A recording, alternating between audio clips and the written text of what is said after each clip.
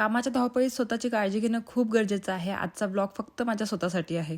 मला काही fashion videos बनवायचे होते माझ्या दुसऱ्या इन्स्टा अकाउंटसाठी. जर तुम्ही तिथे मला फॉलो नसेल केलं तर तुम्ही तिथे पण फॉलो करून द्या. माय स्टाईल अँड टिप्स ही माझी आयडी आहे. आरशात रेडी व्हायसाठी बघितलं तर आयब्रोज थोडे वाढलेले होते, म्हणून म्हटलं जे एक्स्ट्रा हेअर आहेत ते काढून घ्यावे आणि मी स्वतः थ्रेडिंग करत असते. गेले 18 वर्ष झाले मी आयब्रोजसाठी पार्लरचं तोंडही बघितलेलं नाही आहे. तुम्ही सुद्धा तुमची स्वतःची थ्रेडिंग स्वतःच घरी करू शकता.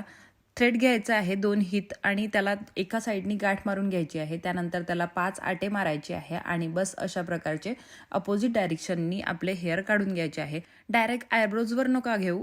पहिल्यांदा तुम्ही पायावर प्रॅक्टिस करा, त्यानंतर मग आयब्रोज काढायला सुरुवात करा. नंतर मग तुम्हाला जमेल, हळूहळू जमेल. म्हणजे एक एक काढून बघा, नाहीतर मग तुम्ही आयब्रोजच खराब करून टाकाल.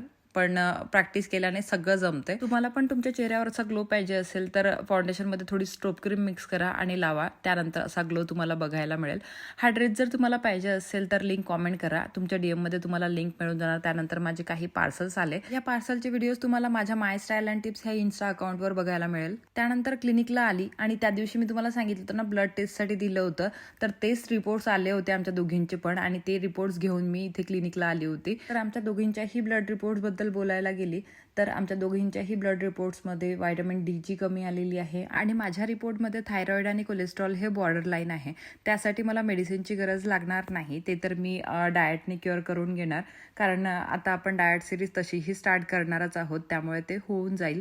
पण बाकीच्या गोष्टींसाठी मला फक्त व्हिटॅमिन डीची कमी होती, तर त्यामुळे त्या मेडिसिन्स मी घेतल्या. आणि नंतर मग माहीचं सांगते तर माहीचं आयरन खूप कमी आहे. त्यासाठी तिला डॉक्टरांनी आयरनच्या इंजेक्शनचा कोर्स तर सुरू केलेला आहे.